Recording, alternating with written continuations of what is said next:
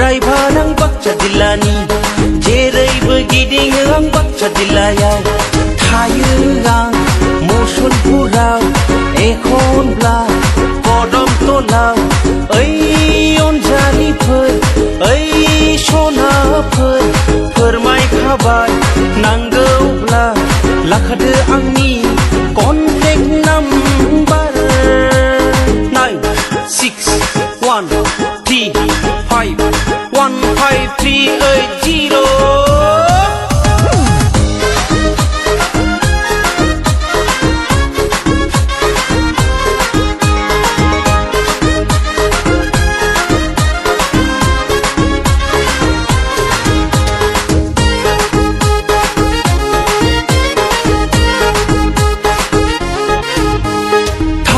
फैयो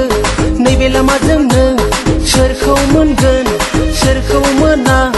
पेसेन्जार नागिरनानै आंनि टेम्पु सान्दुंब्लाबो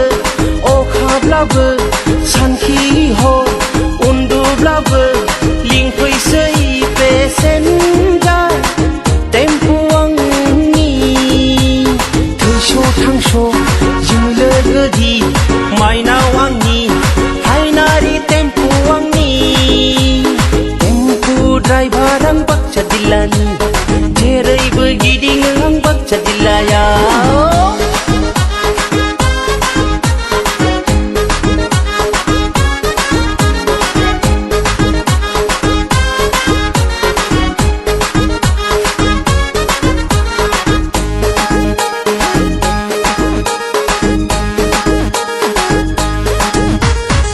सासे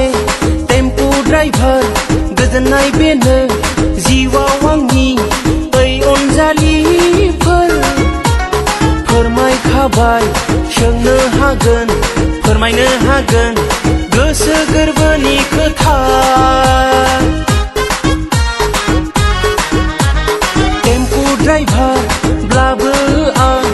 आंहाबो दं गलाब गोरबो अन्नाय मोजां मोनना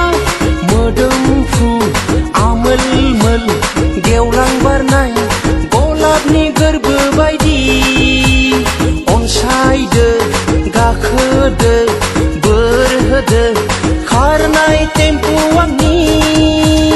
टेम्पु ड्राइभार आं बाक्सा जिल्लानि जेरैबो गिदिङो आं बाक्सा जिल्लायाव टेम्पु ड्राइभार आं बाक्सा जिल्लानि जेरैबो गिदिङो आं बाक्सा जिल्लायाव थायो आं मुसलपुराव एखनब्ला कदमतलाव ओइ